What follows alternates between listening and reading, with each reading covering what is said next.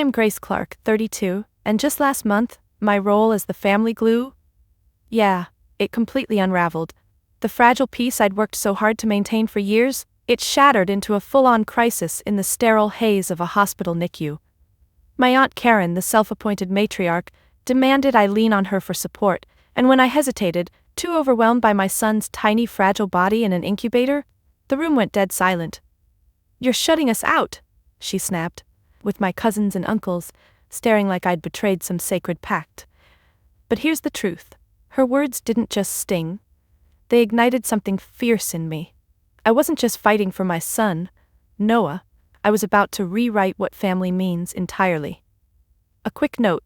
This story is copyrighted by the YouTube channel Guest Stories. Reposting, revoicing, or editing this content without permission constitutes copyright infringement. Thank you for respecting original creative work. Now, back to the story. It started with Noah's birth, 3 months too early, at 28 weeks. I'd been a marketing manager, polished and precise, crafting campaigns that sold dreams. But nothing prepared me for the moment the doctor said, "He's stable, but it's touch and go." My husband Tom gripped my hand so tight I felt his wedding band dig into my skin. We stood by Noah's incubator, his tiny chest rising under a web of tubes, each breath a miracle and a terror. I'd always been the one holding my family together, planning reunions, smoothing over my cousins' petty spats, being the reliable one. But now, with Noah fighting for life, I needed them. I sent a group text to my extended family, a raw plea. "Noah's in the NICU, we're scared, please come." The replies trickled in, vague promises, emojis, thinking of you platitudes. Aunt Karen's message stood out, "I'll handle everything, Grace, don't worry." Her tone, even in text, carried that commanding edge she always used, like she was the family CEO. I clung to her words, desperate for someone to take the lead, while I sat vigil by Noah's side, my eyes burning from lack of sleep. Tom and I took turns stroking Noah's tiny hand through the incubator's porthole, whispering promises we weren't sure we could keep. Days passed, and no one came, not my cousins, not my uncles, not even my mom who lived 2 hours away. I'd check my phone between Noah's monitor beeps hoping for a "we're on our way" text. Nothing. Karen sent updates, told everyone to give you space, or "I'm coordinating support." I believed her, chalking up the silence to respect for our grief. But the loneliness gnawed at me. I'd catch my reflection in the hospital window, pale, hair limp, eyes hollow, and wonder why my family, the one I'd poured so much into, had vanished when I needed them most. One night I broke. Tom was grabbing coffee and I sat alone in the NICU's dim glow, Noah's monitor beeping steadily. My fingers hovered over my phone, itching to call Karen and beg for anyone to show up. Instead, I scrolled through old family photos, Thanksgivings, birthdays, me smiling wide while Karen critiqued my outfit or my job, always with that sly, "you're doing fine but," tone. I'd brushed it off for years, thinking it was just her way, but now her absence felt like a deliberate cut. I whispered to Noah, "We're enough, you and me." His tiny fingers twitched and I swore he heard me. The next morning, a nurse named Lila with kind eyes and a no-nonsense braid noticed my red-rimmed eyes. "You got family coming?" she asked, adjusting Noah's IV. I shook my head, throat tight. She didn't push, just handed me a tissue and said, "You're not alone here. We're your people now."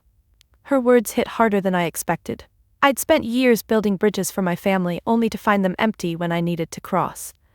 But in that NICU, surrounded by strangers who checked on me, brought me coffee, or just sat quietly, I felt a spark of something new. Not just survival, but defiance. I wasn't going to beg for my family's scraps of affection. I'd build something stronger, starting with Noah, Tom, and me. Karen's next text came that afternoon. "Everyone's praying for Noah, I've got this." I stared at it, my thumb hovering over the reply button. Something in her words felt off, too polished, too perfect. I didn't know it yet, but that spark in me was about to catch fire. I was done being the family's doormat. Noah's fight was my fight, and I was ready to rewrite the rules. As I sat there in the NICU, staring at Karen's text, my mind drifted back to all the times I'd felt this same invisible pull. The way my family had always made me feel like an afterthought, even when I was right in front of them. It wasn't new, this ache of being overlooked. It had been building for years, woven into every family gathering, every milestone I hit, that they barely acknowledged. I leaned back in the uncomfortable plastic chair, the hum of Noah's machines a steady backdrop, and let the memories flood in, each one sharper than the last, reminding me why I'd always bent over backward to keep the peace. Take my college graduation for starters. I'd worked 2 jobs while pulling straight A's in marketing, graduating magna cum laude from a state university that wasn't Ivy League but still a big deal for someone from our modest background. I remember the ceremony. Me in my cap and gown, scanning the crowd for familiar faces. Tom was there, clapping loudest, but my family? Mom showed up late, flustered from traffic, and Karen arrived with my brother Mike in tow. No aunts, uncles, or cousins. Afterward, at the small dinner I planned myself, Karen dominated the conversation, toasting my sister Emily's recent promotion to senior accountant at her firm.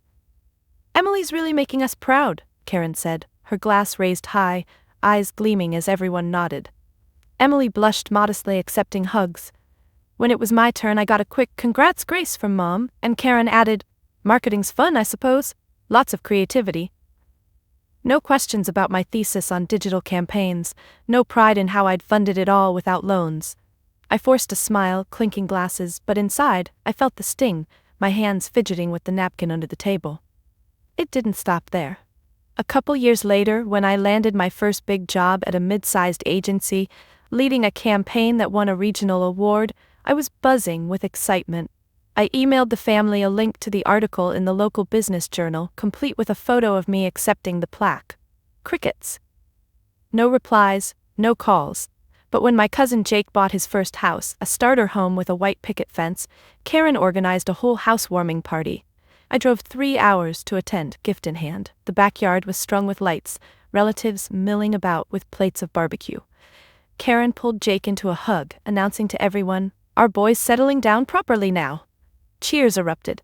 I tried to share my news casually over potato salad. "Hey, I just won this award at work." Uncle Bob nodded absently, mouth full, and said, "That's nice, Grace. Marketing, right? Emily's doing taxes now. Steady work." My fists clenched under the table, nails digging into palms as the conversation shifted back to Jake's mortgage rates. I excused myself to the bathroom, splashing water on my face, staring at my reflection and whispering, "Why bother?" Even holidays hammered it home. Last Christmas, before Noah, I'd hosted at our apartment, spending days decorating and cooking. I unveiled a new client win, a national brand I'd pitched successfully, boosting my career. As we passed the turkey, I mentioned it proudly. Mom smiled vaguely. "Good for you, honey." But then Karen steered things to Mike's law school acceptance. My brother, the golden child, following the respectable path. "Mike's going to be a lawyer, can you imagine?" She beamed, and the table exploded with questions. Which firm? What specialty? I watched Mike shift uncomfortably. He'd always been quieter, more allied with me, but he answered politely. My achievement? Buried. I busied myself clearing plates, like stacking them harder than necessary, the clatter masking my frustration. Later, alone in the kitchen scrubbing dishes, hot water scalding my hands, I felt tears prick. Why was my success, creative, unconventional, always sidelined for their traditional ones? These weren't isolated incidents, they formed a pattern, a history of me pouring energy into a family that celebrated conformity. Emily's accounting job, stable, praised endlessly. Jake's real estate flips, entrepreneurial in the right way. Mike's law pursuits, the pinnacle.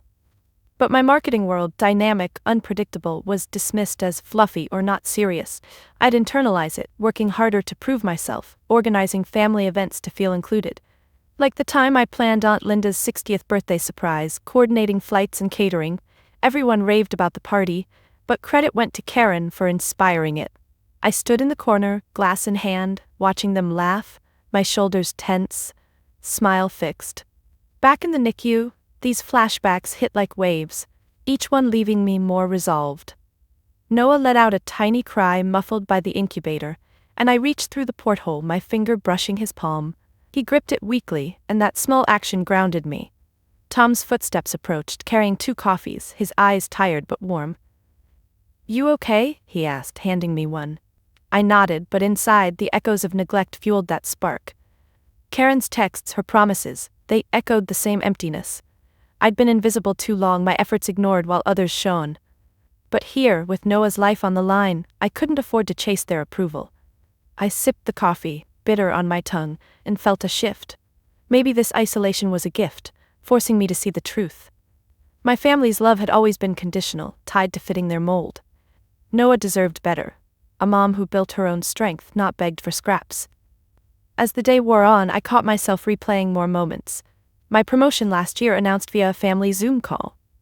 "That's great, Grace," Karen said flatly, before pivoting to Emily's wedding plans. I'd muted myself, jaw clenched, pretending connection issues. Or the high school talent show where I won for a marketing skit, but Mom forgot to attend, citing work, while she never missed Emily's piano recitals. Each memory layered on, building a wall of realization. I wasn't just overlooked, I was erased unless I served their narrative. By evening, as Tom dozed in the chair beside me, I stared at Noah, his monitors steady. The nurse, Lila, checked in again, her hand on my shoulder a brief comfort. "You're doing amazing," she said. Her words, simple and sincere, contrasted everything I'd known. Maybe it was time to stop flashing back and start looking forward. Karen's control, the family's silence. It all stemmed from this history. But I was done being invisible. Noah's grip on my finger tightened slightly, and I whispered, "We'll make our own light." That whisper to Noah lingered in the air, mixing with the soft whir of his ventilator, as I felt the weight of those old memories start to lift just a fraction. It was like a crack in a dam, small at first, but promising a flood of change. I set my coffee cup down on the side table, the cardboard warm against my palm, and leaned closer to the incubator, watching his eyelids flutter in sleep. The Nicu lights cast a gentle blue hue over everything, making the moment feel almost sacred, isolated from the world outside. Tom's snores from the chair were a quiet rhythm, grounding me, but my mind raced ahead, piecing together a plan born from sheer necessity. This wasn't just about surviving the silence from my family, it was about forging something unbreakable in its place. Something I could build in secret, away from Karen's prying eyes. The aha hit me around midnight, when the ward was quietest, only the occasional nurse's footsteps echoing down the hall. I'd been scrolling aimlessly on my phone, avoiding another unanswered text to Mom, when I stumbled on a forum for Nicu parents. Real stories, raw and unfiltered. Moms and dads sharing their fears, their small wins, their endless nights. One post caught me. A woman describing how she felt abandoned by her in-laws, but found a tribe in the hospital's support group. I sat up straighter, my back aching from the chair, and clicked through. It wasn't dramatic, no lightning bolt, but a quiet click in my brain. Why wait for my family when I could create my own? My fingers trembled slightly as I bookmarked the page, glancing at Noah to make sure he was okay. His monitor beeped steadily, a green line pulsing like a heartbeat, and I thought, this is it. I'm done chasing ghosts. The struggle kicked in immediately, intense and unrelenting, like wading through mud. I started small that very night by introducing myself to another parent in the waiting area, a dad named Raj, pacing with a crumpled coffee cup in hand. His daughter was born at 26 weeks, he said, his voice low and tired, eyes rimmed with the same exhaustion I saw in my mirror. I hesitated, my throat dry, before blurting out, "My family's not showing up, it's just us." He nodded, no judgment, just a shared sigh as he crushed the cup slightly in his fist. "Mine too, work excuses, but hey, we're here." We talked for an hour, micro moments building connection, him shifting his weight from foot to foot, me twisting my wedding ring nervously. By the end, I'd jotted his number on a napkin, my handwriting shaky from fatigue. It felt risky, this secret outreach, like betraying the family code Karen always enforced. We handle our own problems. But as I slipped back to Noah's side, tucking the napkin in my pocket, a tiny thrill replaced the fear. Building this hidden strength wasn't easy. Every step forward dragged with emotional weight. The next day I joined the hospital's online Nicu parent chat, my laptop balanced on my knees in the dim room. Typing my first message, "Hi, new here, son at 28 weeks, feeling alone," made my stomach knot, fingers hovering over the send key for what felt like minutes. What if they judged me? What if this blew up like family chats always did, with Karen twisting words? I hit send anyway, watching the cursor blink, my breath shallow. Responses poured in. "Welcome, Grace. You're not alone. My twins were 27 weeks. Here if you need to vent." I read them aloud softly to Noah, my voice cracking on the words, tears blurring the screen. Tom woke, rubbing his eyes, and I showed him. He squeezed my shoulder, his thumb pressing gently, a silent "good job." But inside, the struggle raged. I'd check my family group chat obsessively, hoping for a sign, only to slam the phone down when Karen's generic praying popped up again. My nails bit into my palms, leaving crescent marks as anger bubbled. Why build secretly when they should be here? Yet, I persisted, layer by layer, turning that aha into something solid. I met Sarah in the pumping room, both of us hooked to machines, the rhythmic whir filling the awkward silence. She was 29, her baby girl in for heart issues. I started with a safe question. "How long have you been here?" My voice tentative, eyes on the tubes rather than her face. She looked up, bags under her eyes, and shared her story. Family far away, no visitors. I nodded, mirroring her crossed arms, and opened up about mine. My aunt said she'd handle support, but nothing. Sarah's lips pressed thin, a micro frown before she said, "Screw that, let's exchange numbers." We did, her handwriting neat on my phone case. That connection sparked more. I sought out the weekly support meeting in the hospital chapel, slipping in quietly, heart pounding. The circle of chairs held 8 parents, faces etched with worry. I sat on the edge, knees bouncing as they shared. When my turn came, I gripped the armrest, knuckles white and spilled. "My family's ghosting me. It hurts." Nods around the room, no interruptions. One mom, Elena, reached over, her hand warm on mine for a second. "We've got you." These hidden successes piled up, massive in their quiet way. By week's end, I'd formed a small network. Raj for late-night texts, Sarah for pumping sessions, the group for structured vents.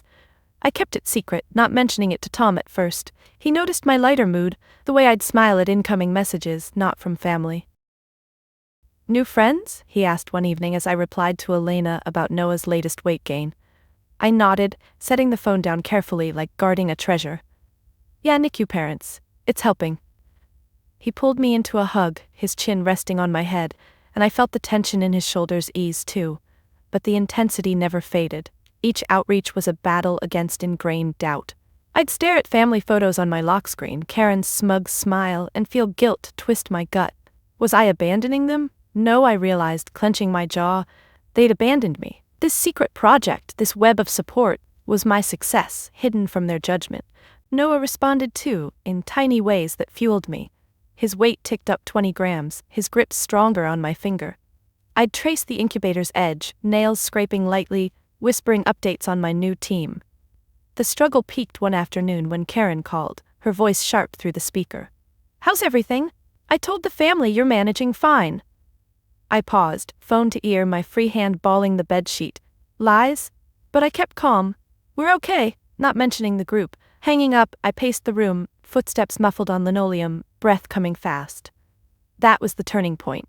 The realization solidified. My hidden strength wasn't just coping, it was thriving without them. I sat back down, exhaling slowly, and texted the group. "Thanks for being here."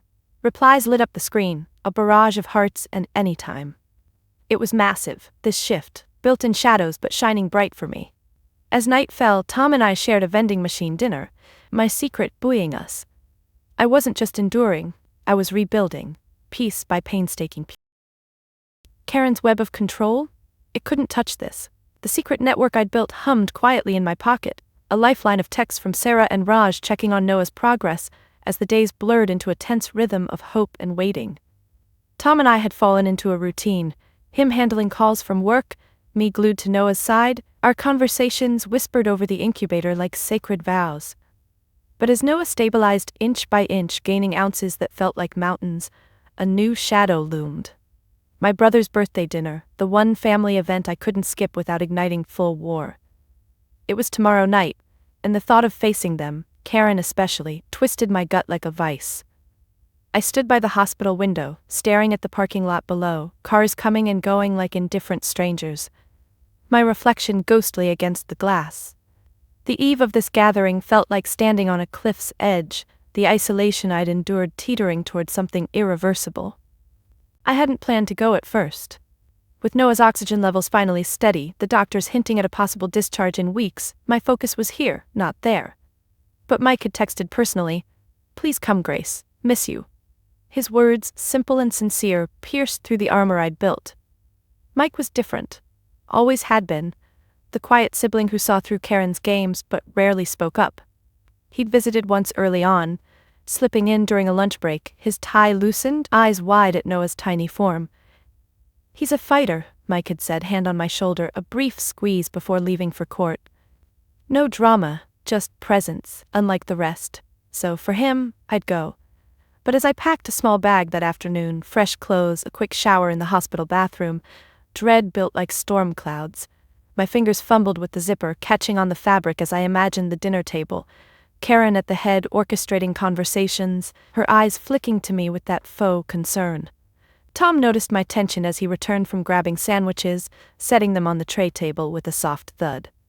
"You sure about this?" he asked, unwrapping the crinkle of paper loud in the quiet room. I nodded, but my hands betrayed me, shredding the sandwich wrapper into tiny pieces without eating. "It's for Mike, and maybe closure." He reached across, covering my hand with his, thumb tracing circles on my knuckles, a small, steadying motion. We ate in silence, the food tasteless, my mind racing through scenarios. What if they asked about Noah? Would I spill the hurt, or swallow it like always? Karen's last text echoed, "See you at dinner. We'll talk support." Support? The word made me scoff inwardly, my jaw tightening. I'd checked the family chat, still nothing but her vague updates. No visits, no calls from others. The brink felt sharp now, like any word tomorrow could push me over into full abandonment. As evening deepened, the Nicu lights dimmed slightly for quiet hours, casting long shadows across the floor. I paced slowly by Noah's incubator, my socks whispering on the tile, stopping to adjust his tiny hat, the fabric soft under my fingers. He stirred, a soft coo escaping, and I froze, heart swelling. "Wish me luck, buddy," I murmured, my breath fogging the plastic. Leaving him, even for a few hours, gnawed at me. Tom would stay, of course, but the pull was visceral. I sat back down, pulling out my phone to confirm details with Mike. His reply was quick. "Can't wait, Mom's making your favorite lasagna." A pang hit, Mom, who hadn't visited, cooking as if nothing was wrong. I typed back a thumbs up, but my thumb hovered, deleting and retyping before sending. The secret group chat buzzed then, Sarah asking, "How's today?" I replied honestly, "Family dinner tomorrow, nervous." Responses flooded, "You've got this. Breathe through it." Raj added a meme of a warrior cat making me chuckle softly, covering my mouth to not disturb others. Their words were a balm, contrasting the family's void. But the preparation dragged on, each small task amplifying the anxiety. I ironed my blouse in the hospital's family lounge, the steam hissing like my suppressed sighs, the iron's cord tangling as I yanked it straight. Why bother looking put together? For them? No, for me, to walk in with head high. Tom joined me later, helping fold clothes, his folds precise from years of habit. "If it gets bad, text me, I'll call with an emergency." His eyes met mine, serious, and I nodded, folding my arms around him in a quick hug, inhaling his familiar scent, soap and coffee. We returned to Noah, hand in hand, fingers interlaced tightly. The nurses changed shifts, Lila waving goodbye with a "hang in there." I envied her routine, unburdened by family webs. Night fully settled, the window now a black mirror reflecting the room's glow. I lay on the pull-out cot, Tom beside me, but sleep evaded. My mind replayed potential dialogues, Karen saying, "We've been so worried," her hand on her chest dramatically. Me biting back, "Where were you?" But I wouldn't, not yet. The brink demanded caution, one wrong word and the isolation could solidify, cutting off Mike too. I turned on my side, staring at Noah's monitor, the green waves hypnotic. A text from Elena in the group, "Remember, family is who shows up." It hit deep, my eyes stinging. I'd teetered here before, holidays, milestones, but never with so much at stake. Noah's life had exposed the cracks. Tomorrow might shatter them wide. By morning, resolve hardened. I showered quickly, water pounding my back, steam clouding the mirror. Wiping it clear, I practiced a neutral smile, lips pressing together. Tom kissed me goodbye at the door, his lips lingering on my forehead. "You're stronger than them." I drove to Mike's, traffic blurring by, my hands gripping the wheel white-knuckled. The radio droned news, but I switched it off, silence amplifying my thoughts. Pulling up to his house, familiar from childhood visits, I parked, engine ticking cool. The door loomed, voices murmuring inside. One deep breath, hand on the knob, twisting slowly, the metal cold. Stepping in, the smell of lasagna hit, warm and deceptive. Here it was, the eve tipping into judgment. Karen's voice carried from the kitchen. Grace is here. Her tone, honeyed with edge. I straightened my shoulders, stepping forward, teetering no more, ready to face whatever came. The door clicked shut behind me, sealing me into the warmth of Mike's living room, where the air hung heavy with garlic and cheese from the oven, a scent that should have been comforting but instead turned my stomach. Faces turned my way. Mom at the couch's edge, her knitting needles paused mid-stitch. Uncle Bob slouched in the armchair, beer in hand, cousins scattered on the floor with phones glowing, and Karen emerging from the kitchen with a dish towel slung over her shoulder, her smile wide but eyes narrow, like she was appraising a stray cat. "Grace, finally," she said, pulling me into a hug that was all sharp elbows and perfume overload, her arms squeezing just a tad too tight before releasing. I forced a smile, my lips stretching thin as I murmured hellos, my purse strap digging into my shoulder like an anchor. Mike was the bright spot, bounding over from the dining table where he'd been setting plates, his hug genuine, warm, lingering a second longer with a pat on my back. "Thanks for coming," he whispered, his breath tickling my ear, before stepping back with a grin that crinkled his eyes. He looked tired, suit jacket off, sleeves rolled up, but his presence eased the knot in my chest fractionally. I nodded, whispering back, "Wouldn't miss it," while scanning the room. No one else moved to greet me properly. Cousin Emily glanced up from her phone, offering a half wave, her nails tapping the screen absently. "Hey Grace," she said, voice flat, before diving back into scrolling. Uncle Bob grunted a "good to see ya," without looking up from the TV remote he fiddled with, thumb clicking through channels aimlessly. Karen wasted no time steering me toward the kitchen, her hand on my elbow like a guide dog leading the blind, fingers pressing just enough to direct. "Come help with the salad," she commanded lightly as if it were an invitation. I followed, feet dragging slightly on the carpet, the fibers catching my shoes. The kitchen was bright, counters cluttered with bowls and cutting boards, the lasagna bubbling in the oven behind glass. Mom was there too, stirring sauce, her spoon clinking against the pot rhythmically. "Grace, honey," she said, turning with a smile that didn't reach her eyes, wiping her hands on her apron before giving me a quick peck on the cheek. Dry, fleeting. "How's the little one?" The question hung there, casual as if asking about the weather, her gaze flicking back to the stove almost immediately. I swallowed, throat dry, setting my purse on a stool with a soft thud. "Noah's holding steady, gained a bit more weight today." My voice came out even, but inside the words burned. "Where were you?" Mom nodded absently. "That's good," before turning back to her stirring, the spoon scraping the pot's bottom with a metallic rasp. Karen jumped in, chopping tomatoes with precise knife strokes, the blade thwacking the board. "We've all been so worried, Grace. I told everyone to pray extra hard." Her tone was syrupy, laced with that undertone of superiority, her eyes darting to me sideways. I grabbed a cucumber from the counter, starting to slice it slowly, the knife's edge biting into the skin with a crisp snap. "Thanks," I muttered, focusing on the even cuts, my knuckles whitening around the handle. The barrage started subtle, like drips before a downpour. As we prepped, Karen set down her knife, wiping her hands deliberately on the towel, folding it neatly before speaking. "So marketing's still treating you well? Must be flexible with all this hospital time." Her question masqueraded as concern, but the tilt of her head, the slight purse of her lips, screamed judgment. I paused mid-slice, the cucumber half dangling, juice dripping onto the board. "It's been tough, but my team's understanding."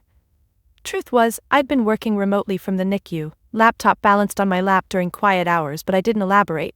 Mom chimed in from the stove, not turning around. Emily's firm gave her maternity leave early. Paid, too. Smart to have that stability.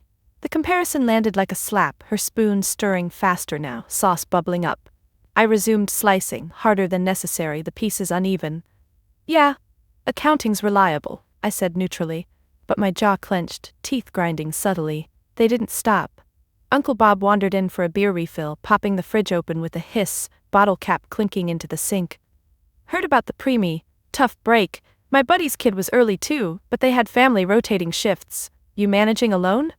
His words were gruff, eyes avoiding mine as he twisted the cap off, foam rising. "Alone?"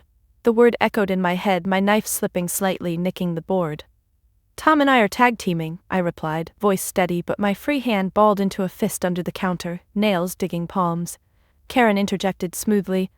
I offered to organize a roster, Grace, but you said you had it. Lie. I'd begged for help in that first text. I looked at her directly, her chopping resumed, rhythmic and unyielding. Did I? Must have been the stress. My tone edged sharper but she just smiled. Of course, dear, we understand. Cousin Jake joined next, leaning on the doorframe, arms crossed, phone bulging in his. Grace, man, Nicu sounds intense. Bet it's eating into your work bonuses, huh? Flipping houses like me, no sick days but cash flows. Backhanded, wrapped in bro talk, his smirk faint as he scratched his stubble. I set the knife down carefully, wiping my hands on a paper towel, crumpling it slowly. Priorities shift with a kid fighting to breathe. The room quieted a beat. Mom's stirring, pausing, but Jake shrugged. True that, Emily's got it easy. Desk job. Another dig at my fluffy career. I felt heat rise in my cheeks, my fingers twisting the towel tighter. Mike poked his head in, breaking the tension momentarily. Food almost ready? His voice light but his eyes met mine, a subtle widen as if sensing the undercurrent. Karen waved him off. Almost birthday boy. Grace is helping wonderfully. Compliment or jab at my slowness? I plated the salad, leaves rustling, dressing drizzled with a steady hand despite the tremor inside. As we carried dishes to the table, the questions kept coming, subtle probes about my handling it, compliments laced with pity. You're so brave, doing it without much help. From whom? Them? I sat down, napkin unfolding in my lap with crisp folds, fork in hand but appetite gone. Dinner commenced, plates clinking, but the contempt rolled on. Karen passed the lasagna, her serving spoon generous but words not. Eat up, Grace, you look exhausted, hospital food can't be helping. I took a bite, cheese stringing, chewing mechanically. Inside, thoughts swirled. This is the gauntlet, their way of keeping me small. But my phone vibrated, a text from Sarah. How's the dinner going? A reminder of my secret strength. I straightened subtly, spine pressing against the chair back. Endure this, then back to Noah. The night was young, but the barbs had just begun. The vibration from Sarah's text buzzed against my thigh like a secret ally in the midst of enemy territory, grounding me as forks scraped plates and conversation hummed around the table, a deceptive normalcy that masked the undercurrents pulling us toward confrontation. I slipped my phone under the napkin in my lap, not checking it yet, but feeling its weight as a reminder that I had options beyond this room. Mike dug into his lasagna with enthusiasm, sauce smearing his chin slightly as he grinned at the compliments, his fork twirling noodles methodically. This is amazing, Mom, he said, wiping his mouth with the back of his hand before grabbing his napkin properly. The praise flowed easily for him as always. Uncle Bob thumping the table lightly in agreement, the wood vibrating under my elbows while Emily nodded along, her own plate neatly portioned. But the shift started innocently enough. With Karen setting down her fork deliberately, the tines clinking against the china like a gavel calling order. She leaned back in her chair, crossing her arms over her chest, the fabric of her blouse creasing sharply, and fixed her gaze on me across the table. Grace, we've been meaning to talk about Noah, and you, she began, her voice smooth but edged like velvet over steel. The room quieted fractionally, forks pausing midair, eyes darting my way. Mom busied herself with serving seconds, her spoon scraping the dish with unnecessary force, avoiding my stare. I met Karen's eyes steadily, my own fork resting on the plate, noodles cooling untouched. What about us? I asked, keeping my tone neutral, though my foot tapped restlessly under the table, heel grinding into the carpet. She sighed dramatically, unfolding her arms to gesture with open palms as if explaining something obvious to a child. We've all been worried, but your updates have been so sparse. It's like you're shutting us out. The accusation landed softly at first, her eyebrows knitting in feigned concern, but I felt the hook. Sparse? I'd sent daily texts the first week, photos of Noah's progress, pleas for visits. My fingers tightened around my napkin in my lap, twisting the fabric until threads strained. I've been sharing what I can, I replied, voice low, glancing at Mike for support. He shifted in his seat, eyes on his plate, fork pushing food around without eating. Uncle Bob cleared his throat gruffly, setting his beer down with a thud that sloshed foam over the rim. Family's supposed to rally, Grace, but you're making it hard. The escalation built like a wave, each comment layering on the last. Emily chimed in next, her voice tentative but pointed, setting her glass down carefully, condensation dripping onto the tablecloth. Yeah, Aunt Karen said you didn't want visitors, that you needed space. Lie. My jaw dropped slightly, lips parting in shock, before I clamped them shut, teeth clicking. Space? Karen had promised to coordinate, not fabricate barriers. I turned to her, my chair creaking as I leaned forward, elbows on the table now. That's not what I said. I asked for help. Karen's eyes widened innocently, hand fluttering to her collarbone, fingers toying with her necklace chain. Grace, dear, you were overwhelmed. I interpreted, for your sake. Interpreted? The word twisted in my gut, my stomach churning the few bites I'd managed.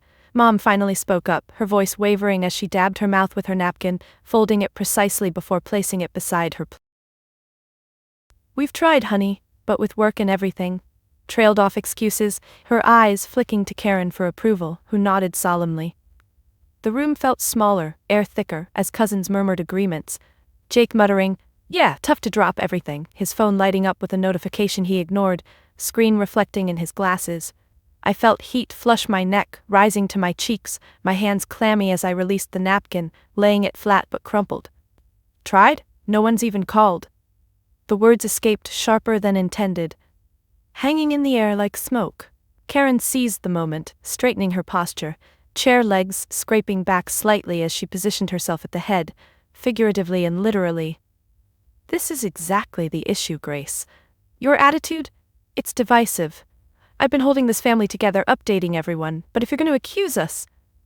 She paused, looking around the table for consensus, her gaze lingering on each face until nods rippled through. Uncle Bob grunted assent, crossing his arms, belly straining his shirt buttons. Emily averted her eyes, tracing the tablecloth pattern with her finger. Mike opened his mouth, hesitated, then closed it, his knuckles whitening around his fork. The betrayal stung deepest from him, his silence a micro-betrayal that pierced. She continued, voice rising in pitch, hands gesturing emphatically, palms slapping the table lightly for emphasis. We've decided, as a family, that until you appreciate our efforts, we're stepping back. No more interference, as you seem to call it. Stepping back? The phrase echoed, my breath catching. Mom added softly, it's for the best, Grace. Focus on Noah without drama. Drama from them? My vision blurred momentarily, tears pricking, but I blinked them away, refusing to let them see. Karen's final words sealed it. Consider this our official stance. You're on your own until you come around. Disowned, emotionally if not legally, the verdict delivered like a court ruling, her chin lifted defiantly, eyes locked on mine. The table fell silent, utensils stilled, the only sound the faint tick of the wall clock. I sat frozen, processing, my heart pounding in my ears, pulse throbbing in my temples. On my own, they'd already left me there, but now it was proclaimed, a formal cut. Jake shifted uncomfortably, chair groaning, while Emily whispered something to Mom, who nodded without looking at me. Mike finally spoke, voice strained. Aunt Karen, maybe we can... But she cut him off with a raised hand, palm out, rings glinting under the light. No, Mike, it's decided. He deflated, shoulders slumping, gaze dropping to his lap. Inside, rage and hurt collided, my thoughts racing, all those lies, her orchestration exposed in fragments. I'd suspected, but hearing it formalized gutted me. My phone buzzed again, probably the group, but I ignored it, focusing on breathing, chest rising and falling deliberately. No outburst, not here. Instead, I pushed my chair back slowly, legs scraping the floor with a drawn-out screech, standing tall despite the tremble in my knees. If that's the verdict, then fine. My voice steady, though my hands clenched at my sides, nails biting skin. Karen's smug nod, as if she'd won, fueled the fire. I glanced at Mike, his eyes pleading, but I turned away, stepping back from the table, the room spinning slightly. The announcement hung heavy, a turning point etched in micro-moments. Karen's satisfied exhale, Mom's averted gaze, the collective avoidance. Disowned. The word reverberated as I grabbed my purse, strap slung over shoulder with a jerk. But beneath the pain a clarity sparked. This wasn't loss. It was liberation from their toxic grip. As I moved toward the door, footsteps measured on the hardwood, the weight lifted fractionally. They'd cut me off, but I'd already begun cutting the ties myself. The doorknob was cool under my palm, twisting slowly as I prepared to step out into the night. the family's verdict still ringing in my ears like a bad echo, their faces a blur of averted eyes and stiff postures behind me. My heart hammered, each beat a mix of fury and freedom. But before I could push the door open, my phone erupted in my purse, a sharp, insistent ring that cut through the heavy silence like a knife. I froze, hand lingering on the knob, the vibration buzzing against my hip. Glances exchanged around the table. Karen's eyes narrowed suspiciously, her fork halfway to her mouth suspended. "Who could that be at this hour?" she muttered, setting the fork down with a deliberate clink, her chair shifting slightly as she craned her neck. I pulled the phone out, screen lighting my face in the dim hallway light. Caller ID. Cousin Lisa. Lisa, who hadn't been invited to this intimate birthday dinner, who lived across state lines but always sent thoughtful cards. My thumb hovered over the answer button, a micro-hesitation born from the chaos. But something urged me. "Answer it." I swiped, putting it to my ear, voice steady despite the tremble in my fingers. "Hello?" Lisa's voice came through rushed, laced with concern, her words tumbling out like she'd been holding them in. "Grace? Oh, thank God you picked up. I've been so worried. I just got off a call with Uncle Ted, and he mentioned something that doesn't add up. Karen told us all you specifically asked for no visitors, that you and Tom wanted privacy in the Nicu. She said she was handling everything, sending meals and updates, but Ted said he drove by the hospital yesterday and thought about stopping, but Karen insisted you were overwhelmed and not up for company. Is that true? Because I wanted to come last week, but she made it sound like you'd be upset if we showed." The world tilted, her words slamming into me like a physical force, my back pressing against the door for support, the wood solid but my knees weakening. Not true. None of it. I'd begged for them in that first text, heart raw. My free hand clenched the doorknob tighter, knuckles whitening, nails scraping the metal faintly. Behind me the room had gone deathly quiet, no clinks, no murmurs, just the faint hum of the fridge from the kitchen. I could feel their stares boring into my back, Karen's especially, her presence like a heat wave. "Lisa," I said slowly, voice dropping to a near whisper, each syllable measured as the puzzle pieces clicked. "I never said that. I asked for help. Karen said she was coordinating." Trailing off, the betrayal crystallized sharp and cold in my chest.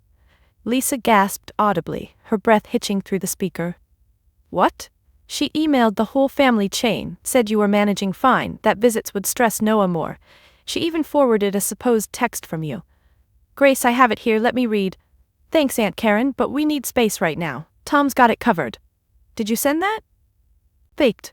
Forged. My stomach dropped, bile rising as I turned slowly to face the room, phone still pressed to my ear, the screen warm against my cheek. Karen's face had paled, her hands folded in her lap but fingers twitching, betraying her composure. Mom's eyes widened, darting between us, her napkin crumpled in her fist. Mike sat rigid, fork abandoned, his jaw set in a line I'd rarely seen, anger flickering there. "No," I replied to Lisa, loud enough for them to hear, my voice gaining strength, echoing slightly off the walls. "I didn't send that. I've been alone, Lisa. No one came." She exhaled sharply. "Oh my God, Grace, I'm so sorry. I believed her. We all did. She organized a prayer chain instead, said that's what you wanted. Ted's furious now, he thinks she lied to keep control or something. Wait, is she there? Put me on speaker. I need to clear this up." My thumb moved before I thought, tapping the speaker icon. The phone's volume filling the room with Lisa's indignant tone. "Karen? If you're listening, what the hell? You told us Grace didn't want us there, that she was isolating herself, but now it sounds like you isolated her." The accusation hung, amplified, bouncing off the walls. Karen shifted in her seat, chair legs scraping the floor with a screech, her face flushing red, lips pursing into a thin line.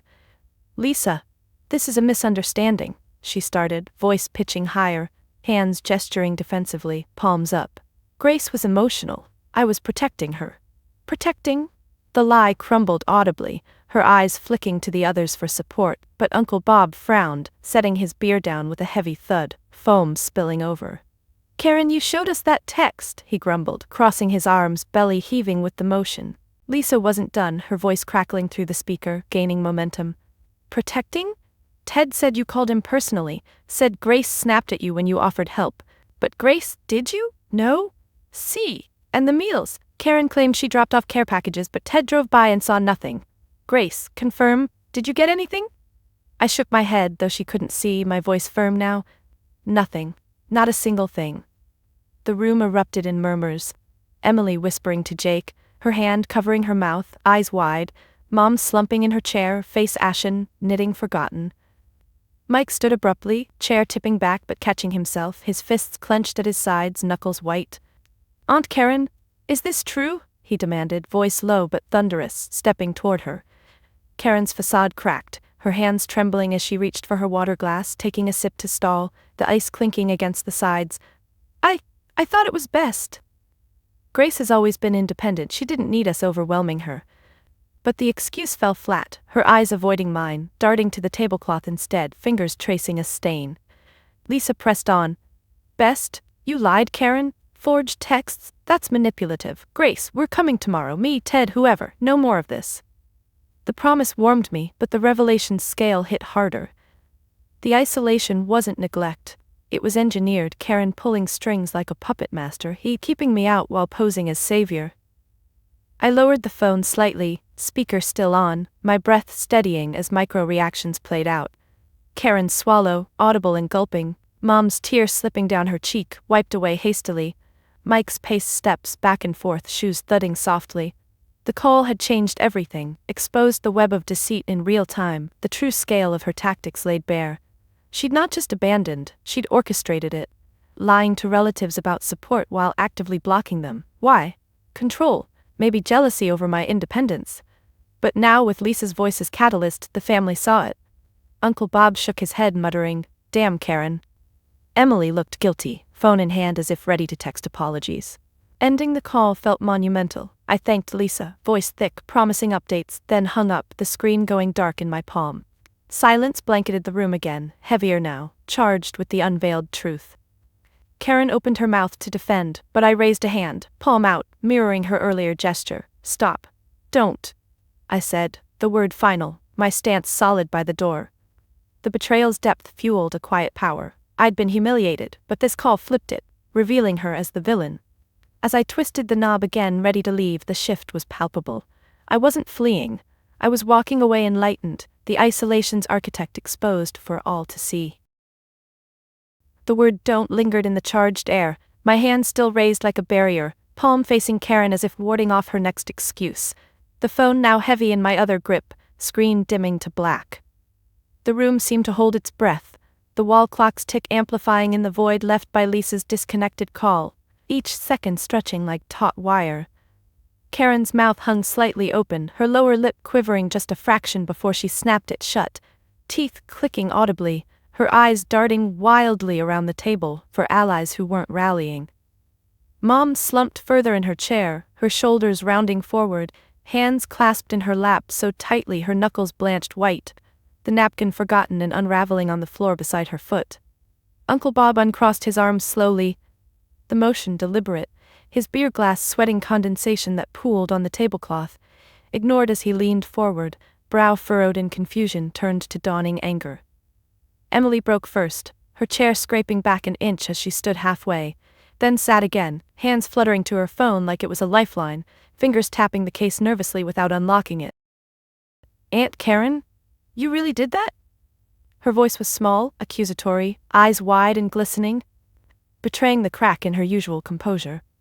Jake nodded beside her, his smirk long gone, replaced by a slack-jawed stare, his arms uncrossing to rest palms flat on the table, fingers splaying as if bracing for impact. Mike, still standing, took a step closer to Karen, his shadow falling across her plate, fists unclenching only to clench again, nails digging into palms with visible indents. "Explain," he demanded, voice gravely, the birthday boy facade shattered, at his tie askew from earlier pacing. Karen recovered, or tried to, straightening her blouse with trembling fingers, the buttons catching light as her hands smoothed the fabric repeatedly, a nervous tick I'd seen before in family arguments she orchestrated. "It was for the best," she repeated, but weaker now, her gaze flicking to me briefly before dropping to her lap, where she twisted her ring around her finger, the metal scraping skin. "Grace, you're always so dramatic." "I was shielding the family from your stress, you know how you get."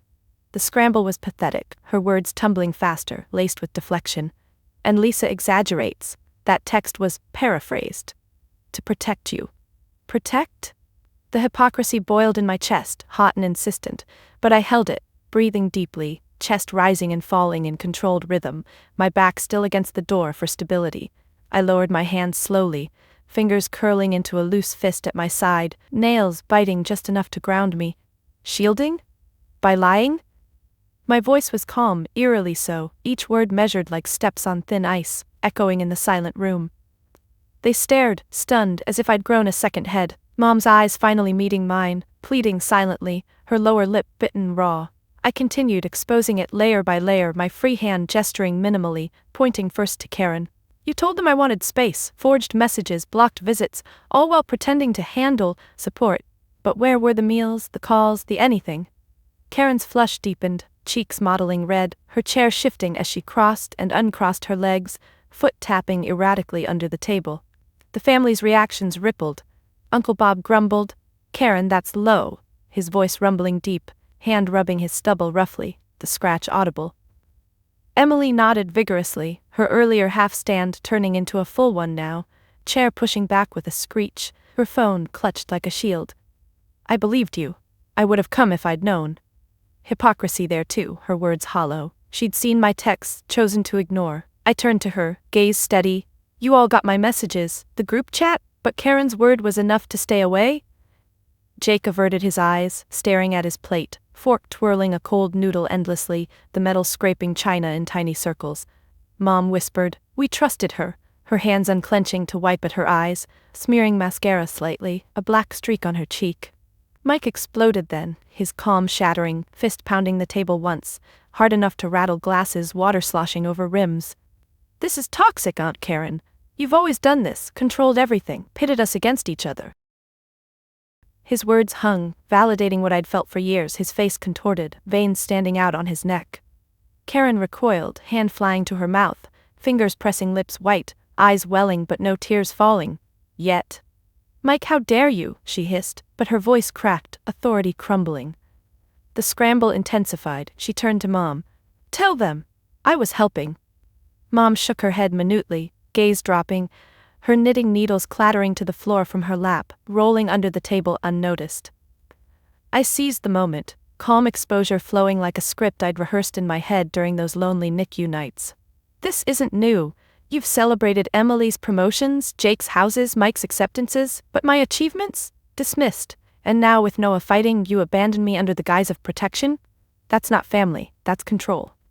My words landed, each one a pebble in a pond, ripples showing in their faces.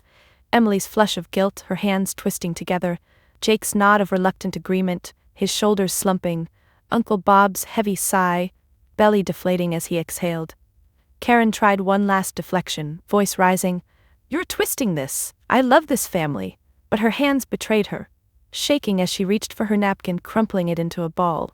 The hypocrisy laid bare. I felt a powerful clarity wash over me, cool and empowering, my posture straightening, shoulders squaring as I slipped my phone back into my purse, the zipper rasping shut. Love? By isolating me when I needed you most? No, that's poison. They scrambled verbally now, Mom murmuring apologies, "Grace, we didn't know," Emily echoing, "I'm sorry," even Jake grunting, "Yeah, messed up."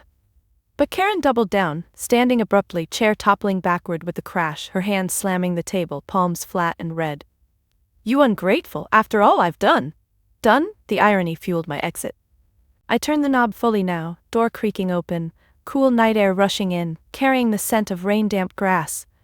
"What you've done is expose yourselves. I'm done with the toxicity." My voice didn't waver, steps deliberate as I crossed the threshold, purse swinging lightly at my side.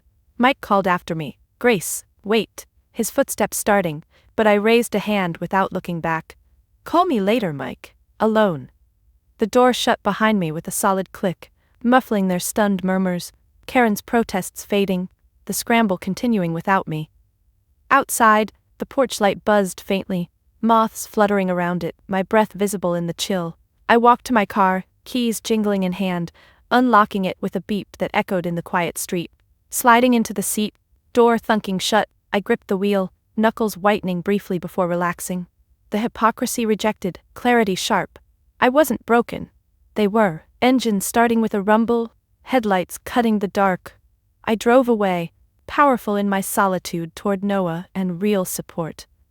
The headlights sliced through the darkness as I merged onto the highway, the engine's hum a steady companion to my racing thoughts, the family's stunned faces fading in the rearview mirror like ghosts dispersing in the night.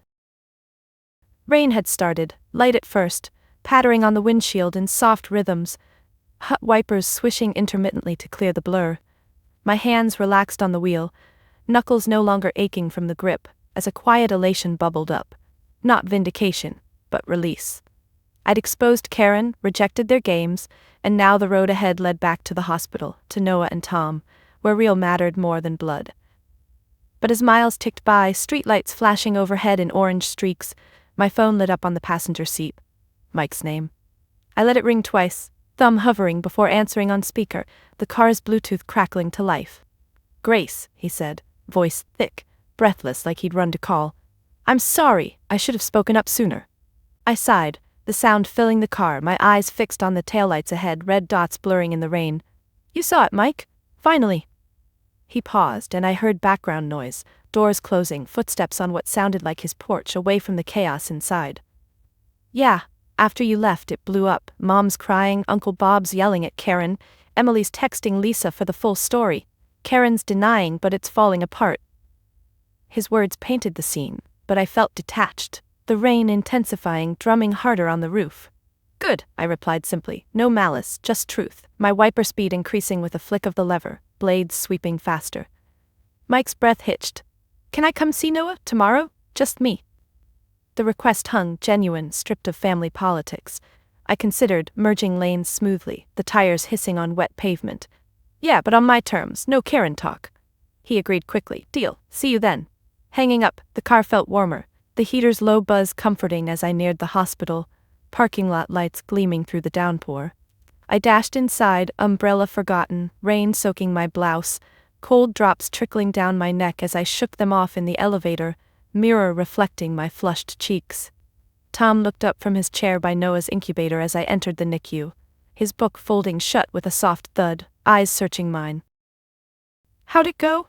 He stood pulling me into a hug, his arms solid, chin resting on my wet hair. I melted into it, inhaling his scent, murmuring against his shoulder, "Worse than expected, but better, too."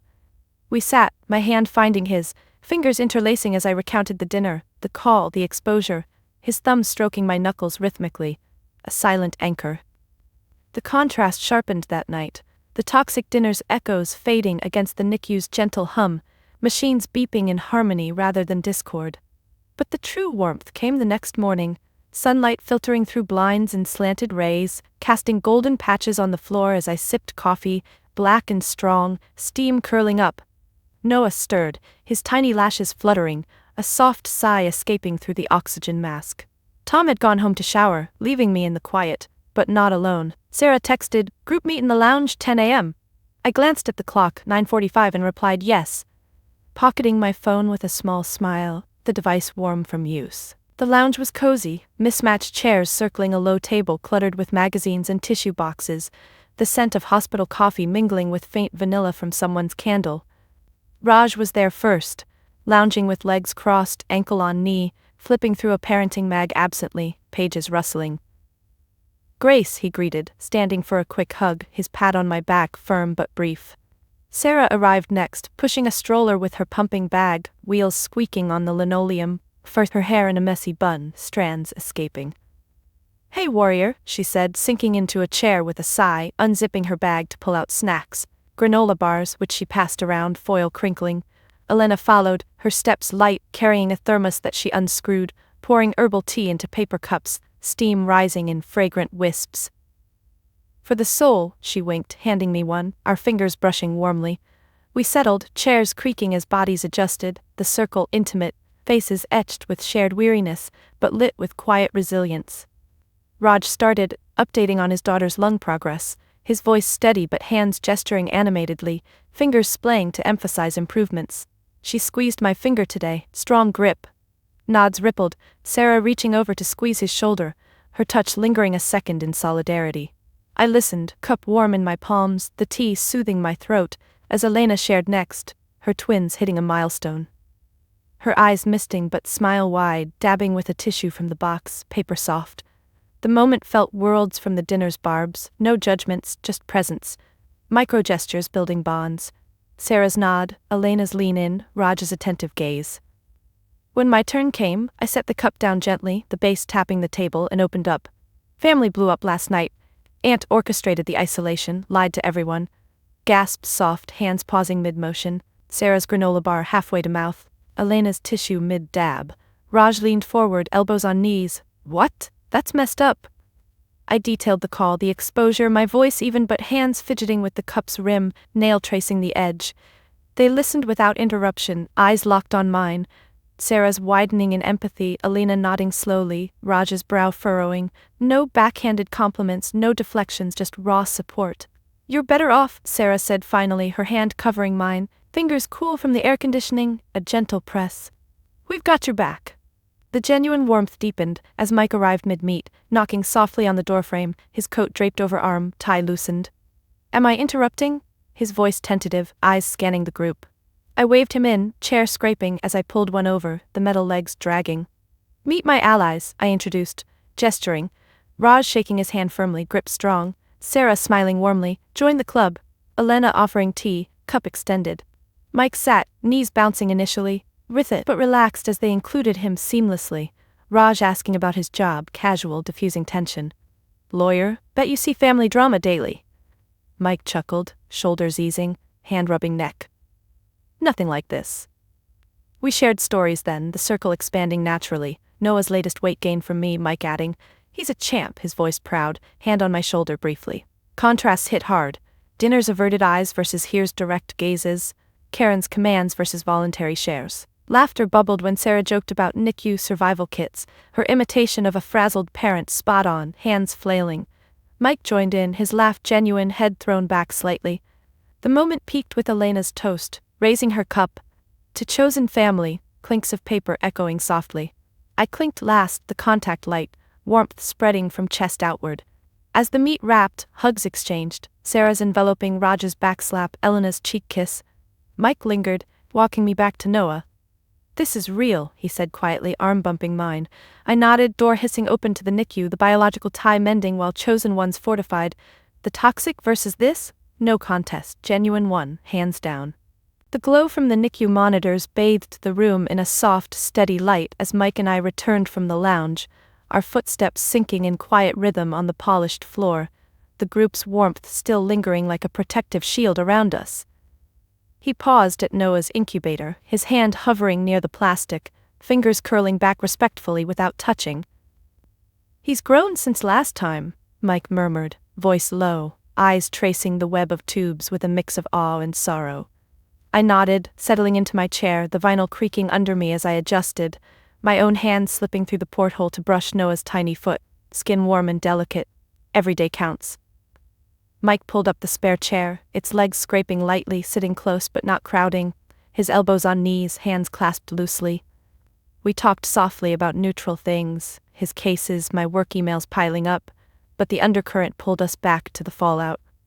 They're texting me non-stop, he admitted, pulling out his phone, screen lighting his face with a barrage of notifications, thumb scrolling through without opening. Wanting to fix it. I leaned back, crossing my arms over my chest, the fabric of my sweater bunching, a barrier of sorts. Fix what? The lies or the years of crap? My tone was even but firm, the aftermath settling like dust after a storm, clearing vision. Mike nodded, pocketing the phone with a sigh, the device thudding softly against his thigh. Both, I guess. Mom called crying this morning. Karen's gone quiet, but Emily says she's reflecting. Reflecting? The word made me scoff inwardly, my lips pressing thin. I'd woken to my own influx, apology texts from cousins, vague offers from uncles, all tiptoeing around the betrayal. Tom's advice echoed. Set the rules now, Grace. He'd said it over breakfast burritos in the cafeteria, his fork gesturing emphatically, bits of egg falling unnoticed. I agreed. No more open doors for toxicity to seep back in. The attempt started small, probing like fingers testing a bruise. First, a text from Mom, can we visit Noah? We miss you. Miss me? Where was that weeks ago? I stared at the screen, thumb hovering over the keyboard, the cursor blinking expectantly. Noah let out a soft gurgle, drawing my gaze, his chest rising steadily. For him, I'd respond, but on terms. Visits okay but scheduled, no drama and no Karen. Sent. Her reply came quick. Understood. When? I set it for next week. Fingers typing decisively, the phone's click confirming. Mike watched, his eyebrow arching slightly. Smart. Boundaries. He leaned forward, hands unclasping to gesture openly. I'm with you, whatever you need. As the day wore on, more reached out. Uncle Bob called, his gruff voice crackling through the speaker as I paced the hallway, footsteps echoing off walls lined with inspirational posters. Grace, that was a mess last night. Karen overstepped. Can I drop by with coffee? His tone gruff but sincere, no bluster. I paused mid-step, leaning against the cool wall, tile pressing into my back. Coffee's fine, but let's keep it light. Focus on Noah. He grunted agreement. Fair enough. Tomorrow? Scheduled. Hanging up, I felt the resolve solidify, like setting concrete, unyielding once poured. Back in the room, I shared with the group chat, typing, family trickling back, setting rules. Replies buzzed in, Sarah's, protect your peace, with a fist emoji. Raj's, good on you, boundaries save sanity. Karen's attempt came indirectly, via email, long, rambling subject, let's heal. I opened it at the pumping station, machine whirring rhythmically, the sound muffling my exhale. Grace, I acted out of love, misguided perhaps. Family forgives. Let's talk. Love? My fingers gripped the phone tighter, plastic creaking, as I read her deflections. No real apology, just excuses. I archived it without replying, the swipe satisfying, then blocked her number, thumb pressing confirm without hesitation. No access. She'd earned that wall. Tom approved when I told him later, his hands squeezing mine across the tray table, fingers warm. Proud of you.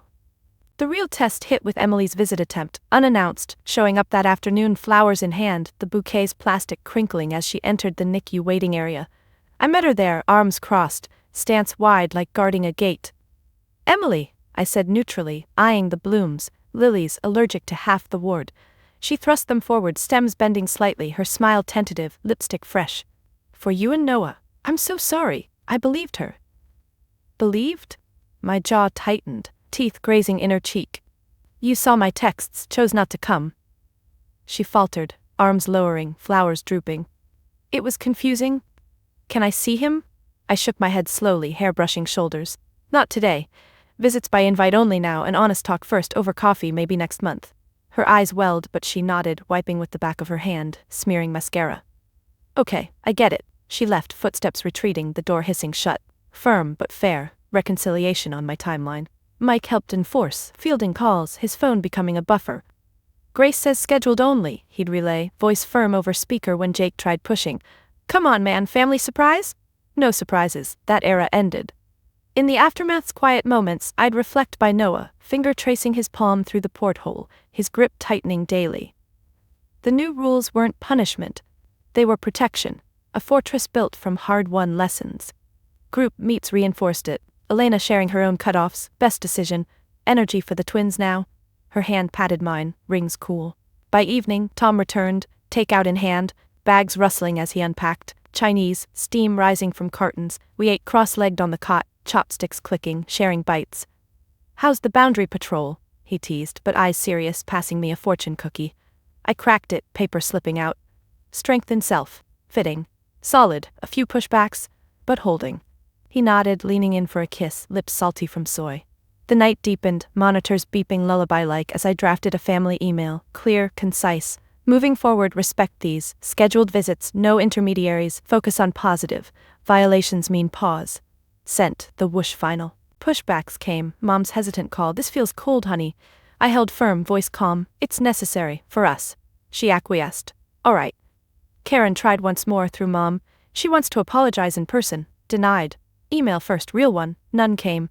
The resolve felt empowering, each no a brick in the wall, unyielding but with gates, for those earning entry. Mike visited daily now, bringing books, reading to Noah in low tones, pages turning softly. Proud of your mom, kid, he'd whisper, earning my smile. As weeks blurred, the fortress stood, handling reconciliations with precision, like pruning a garden. Cut the dead weight, nurture the healthy. Sarah noticed during a walk, you seem lighter. I was, boundaries lifting the load. Noah thrived, weight climbing, his coo's music. The aftermath wasn't chaos, it was order, my order, resolve unbreakable. The resolve I'd built felt like armor now, unshakable as I navigated the controlled visits from family, each one a careful step in the garden I'd pruned. No overgrowth, just intentional growth. Noah's discharge loomed closer, his weight steady at 5 pounds, his eyes tracking my face with growing curiosity, tiny hands waving like flags of victory. Tom and I celebrated small, take-out picnics in the hospital park, blankets spread on grass, his arm around me as we watched clouds shift. But amid the routine, a restlessness stirred, born from those lonely Nicu nights. I'd survived the betrayal, set boundaries, but survival wasn't enough. I wanted impact, to turn the pain into purpose, using my marketing savvy to advocate for families like ours. It started subtly in conversations with the group. Sarah mentioning a local Nicu fundraiser, her voice casual over coffee in the lounge, cup steaming in her grip. "You'd kill at promoting it, Grace." Her words planted the seed, my fingers tapping the table rhythmically as ideas bloomed. The realization hit fully one afternoon, sunlight slanting through the window onto Noah's incubator, casting prism rainbows on the walls from a dangling mobile. I was updating my work portfolio on my laptop, cursor blinking over campaign mocks. Slick ads for brands that suddenly felt hollow. Why sell dreams when I could build real support? My hands paused on the keys, fingers hovering as memories flashed. Karen's lies, the isolation's chill, contrasted with the group's warmth. I closed the laptop with a soft click, screen reflecting my determined eyes, and pulled out my phone, searching for Nicu advocacy groups. Links loaded, pages scrolling under my thumb, until one caught me. A national foundation for preemie families, seeking volunteers for awareness campaigns. Perfect, I whispered to Noah, his monitor beeping in agreement. This was it. Reclaiming my legacy. Not as the overlooked Clark, but as Grace, the advocate who turned toxic roots into something blooming. I signed up that day, form fields filling quickly, name, email, skills. Marketing expert with personal Nicu experience, I typed, enter key striking decisively. The confirmation email pinged immediately, my phone vibrating on the tray, screen lighting with welcome aboard. Excitement fizzed, but doubt nipped. Could I balance this with Noah, work, the mending family ties? Tom walked in then, carrying fresh linens, the fabric rustling as he set them down. "What's that smile?" he asked, leaning in for a kiss, lips brushing my cheek. I showed him the email, phone extended, his eyes scanning the text. "Go for it, you've got the fire." His hand squeezed my shoulder, thumb pressing encouragement, and I felt the shift. This wasn't just healing, it was redefining the Clark name on my terms, through trust and care, not obligation. The primary event unfolded over the next week, focused on crafting my first contribution. A social media campaign for the Foundation's annual awareness drive. I dove in during quiet hours, laptop open on my lap in the Nicu, keys clacking softly to not disturb others. The Foundation's coordinator Mia emailed briefs. Target parents feeling isolated, share stories, resources. Isolated. The word resonated, my jaw tightening as I recalled Karen's web. I sketched ideas on a notepad. Pen scratching paper, circles and arrows linking concepts, hashtags like Nicu strong. Visuals of tiny hands gripping fingers. Micro actions built the plan, uploading stock photos, cropping them precisely with mouse clicks, adjusting colors for warmth. Emotions surged through thoughts. Anger at the abandonment fueling bold copy. When blood fails, build your tribe, then softening to hope, fingers typing revisions. One evening, as Tom dozed in the chair, his snores a gentle backdrop, I hit a wall, wording the call to action. Join us, too generic. I paced the small space, socks whispering on tile, stopping to gaze at Noah, his chest rising under blankets. "What would help us?" I murmured, hand on the incubator, plastic cool. Realization deepened. Authenticity. Rewrite. From one Nicu parent to another, you're not alone, share your story, find your support. Sent to Mia, attach button clicking. Her reply buzzed hours later, as dawn crept in, blinds glowing. Brilliant, let's launch. My heart raced. Fist pumping subtly, nails grazing palm in quiet triumph. The launch day arrived, a virtual event via Zoom, my setup makeshift, laptop on a rolling table, webcam angled, background blurred to hide hospital chaos. Group members tuned in for moral support, their faces popping up in grid view, Sarah waving from her tile, coffee mug in hand. Mia hosted, her voice clear through speakers. Grace Clark, our new volunteer spearheading this. I unmuted, throat clearing softly, hand adjusting the mic. Hi everyone. My son Noah was born at 28 weeks, Family abandoned us, orchestrated isolation, actually. But I found strength in Nicu parents, my brother. This campaign's for that. Redefining family through genuine care. Words flowed, raw but polished, my free hand gesturing off camera, fingers emphasizing points. Attendees nodded on screen, chat bubbling with hearts, comments like, relatable, typing in real time. As I shared the campaign assets, graphics downloading, files opening with clicks, the impact hit. A participant, a dad from Texas, unmuted. Your story, mine too, in-laws ghosted, how do I join? I guided him, voice steady, mouse hovering to share links. More chimed, moms sharing snippets, voices cracking but strong. Micro-connections formed, Mia's thumbs-up emoji, Sarah's private message, nailing it. Emotions raw, tears pricking as I recalled my pain, but channeled into purpose, wiping them discreetly with sleeve cuff. By end, pledges rolled in, donations ticking up on the dashboard, numbers climbing like Noah's weight chart. Post-call I sat back, chair creaking, exhaling long. Tom woke, rubbing eyes. How'd it go? I showed the metrics, reach in thousands already, shares spiking. Reclaiming it, I said, voice thick. The Clark name? No longer tied to Karen's toxicity. Through advocacy, I'd etched it into something positive. Support networks, awareness drives, impacting strangers who'd felt my isolation. Mike texted later, heard about your campaign, proud sis. His words warmed, but the true legacy was internal, using skills to heal, create ripples. Weeks later, as Noah neared home, the campaign grew, my posts viral in Nicu circles, comments flooding with thanks. I'd email updates to allowed family selective shares, see what we're building. Responses varied, mom's beautiful, Emily's like, but Karen? Silent? Blocked. The realization solidified, legacy reclaimed not through revenge but elevation, rising above, pulling others up. In quiet moments, finger in Noah's grasp, his squeeze strong, I knew, family on my terms, impact my inheritance. The realization of that reclaimed legacy settled deep within me, like roots taking hold in fertile soil after a long drought. As Noah's homecoming finally arrived, a day marked by careful packing of his tiny clothes into a diaper bag, the fabric soft and smelling of fresh laundry. Tom and I moved in sync, his hands folding onesies with precise creases while I double-checked the car seat straps, fingers tugging at the buckles to ensure they clicked securely. The nurses gathered for goodbyes, Lila handing me a small card with handwritten notes, her hug brief but warm, arms squeezing just enough to convey the bond we'd formed. You've got this, Grace, she said, voice steady, eyes crinkling at the corners. Noah, bundled in a blanket, let out a soft cry as we wheeled him out, the hospital doors whooshing open to crisp air, sunlight glinting off parked cars. Strapping him in, my hand lingered on his chest, feeling the rise and fall, a rhythm that had become my anchor through the storm. Home felt transformed, our apartment no longer just walls and furniture but a sanctuary we'd fortified. Tom carried Noah inside, his steps careful on the threshold, while I flipped on lights, the switches clicking familiarly, chasing away shadows. We settled him in the bassinet, white sheets crisp, mobile, dangling above with soft stars spinning lazily. As Noah drifted to sleep, his eyelids fluttering shut, I sat on the edge of the bed, mattress dipping under my weight, and let the quiet envelop me. No beeps, no nurses, just us, the hum of the fridge distant in the kitchen. Tom joined, his arm around my shoulders, pulling me close, chin resting on my head. We made it, he whispered, breath warm against my hair. But in that piece, my mind wandered to the journey, the betrayals and rebuilds, prompting a final, profound reflection.